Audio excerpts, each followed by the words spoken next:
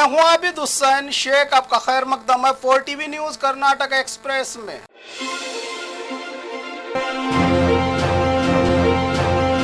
जलील, मसूद और फाजिल सहित 6 मृतक परिवारों को 25-25 लाख देने का सरकार ने ऐलान किया था, जिसे पूरा किया गया।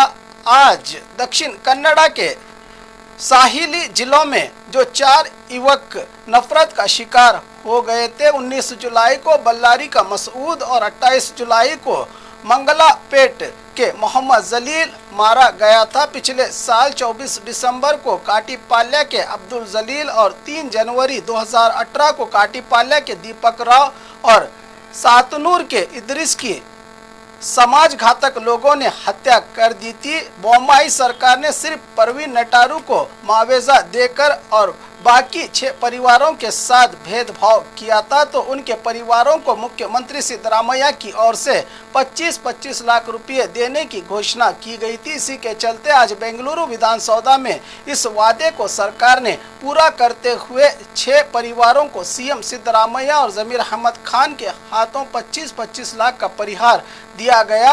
ऐसी घटनाएं न हो जिससे हम सब का सर शर्म से झुक जाए। हमारी सरकार भेदभाव नहीं करेगी, कहा सिद्धरामैया ने। जब बीजेपी की सरकार थी तो राहत देने में भेदभाव किया था, कहा सिद्धरामैया ने। हत्या के मामलों की निष्पक्ष जांच होगी। मरने वालों के परिवारों में से एक को सरकारी नौकरी। हिंदू मुसलमान कोई भी धर्म दंगल का शिकार नहीं होना चाहिए। हमने पुलिस को नैतिक पुलिस प्रथा पर अंकुश लगाने के निर्देश दिए हैं। बेंगलुरु में सीएम सिद्धरामैया की प्रेस कॉन्फ्रेंस की ये थी झलकियां। अंतरजातीय प्रेम का शक, माता पिता ने ही किया बेटी का अंत।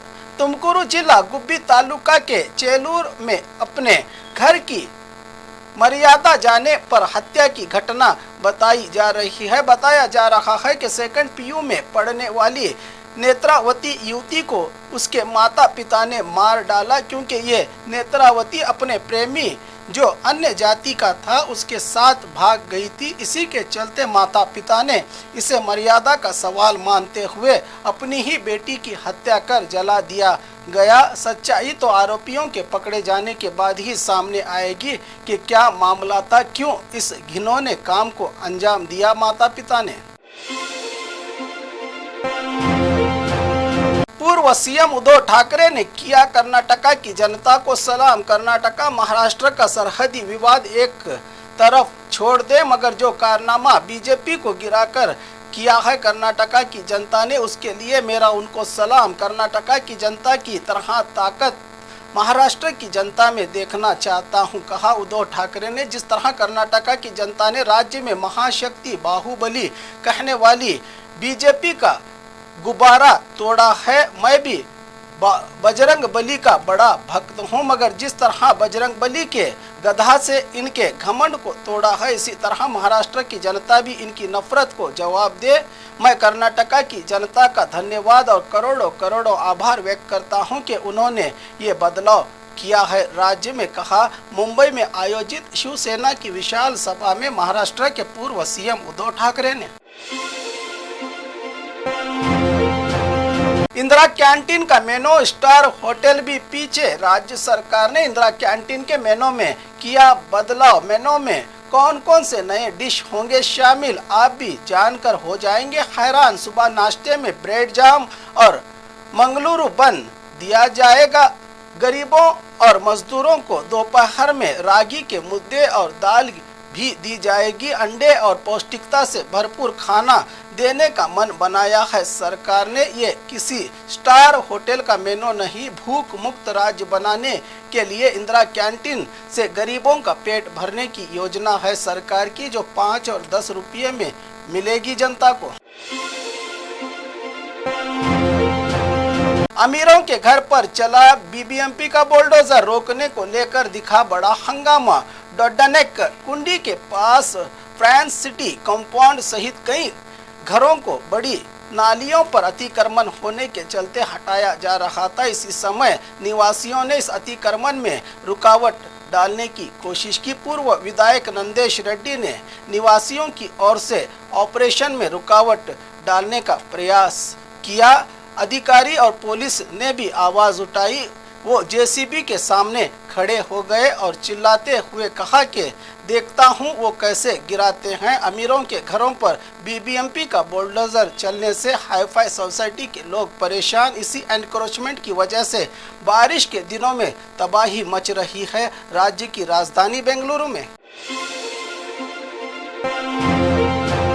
एक ही महीने में येडियुरप्पा को लगने लगे कांग्रेस के वादे झूठे। शिवमोगा में पूर्व सीएम बीएस येडियुरप्पा ने मजाक उड़ाया है कि कांग्रेस ने अपना वादा पूरा नहीं किया और सरकार अब नहीं बचेगी। शिवमोगा में बोलते हुए येडियुरप्पा ने कहा, हमें एक बार फिर उठ खड़ा होना है, पार्टी को मजबूत करने की जरूरत है। उन्होंने कहा कि हमें कांग्रेस पर उसके द्वारा किए गए झूठे वादों को लागू करने के लिए दबाव बनाना होगा। झूठे वादों पर सत्ता में आने के बाद कांग्रेस उन वादों को पूरा करने की ताकत खो चुकी है। हमें ये समझाना होगा, हमारी सरकार के दौरान हमने कई जनहितैषी योजनाएं लाई थी। हमने भाग्य लक्ष्मी जैसे कई लोगों के लिए काम किए हैं। मुझे विश्वास है कि यह सरकार ज्यादा दिनों तक नहीं चल पाएगी। कांग्रेस ने कई वादे किए थे, वो सब झूठे वादे थे, कहा येडियुरप्पा ने।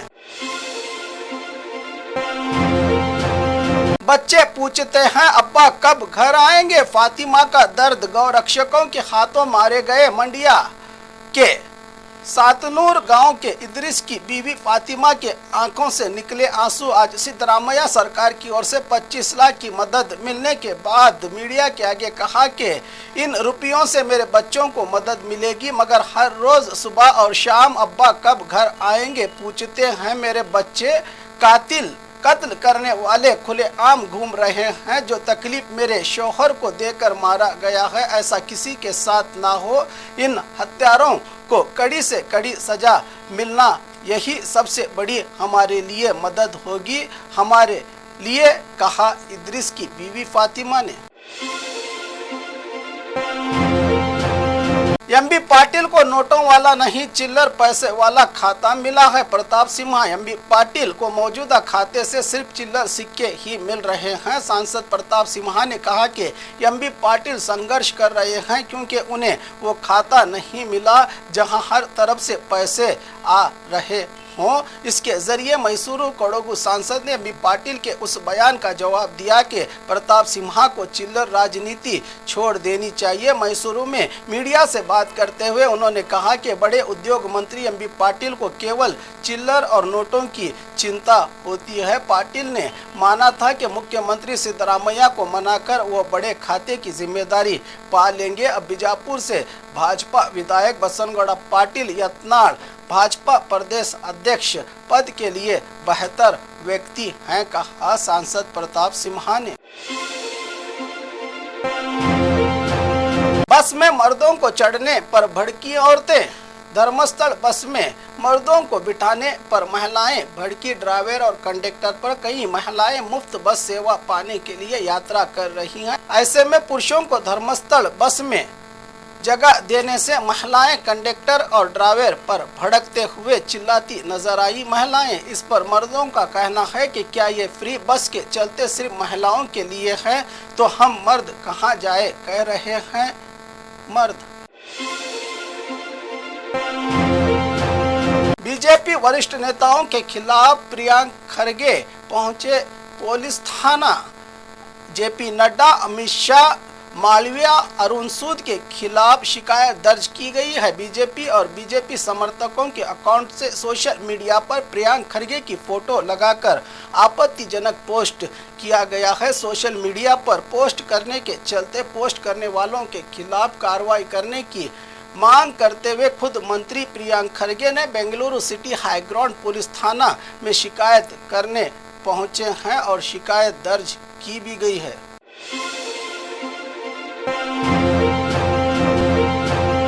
और खबरों के लिए देखते रहिए 4 टीवी न्यूज़ कर्नाटक एक्सप्रेस।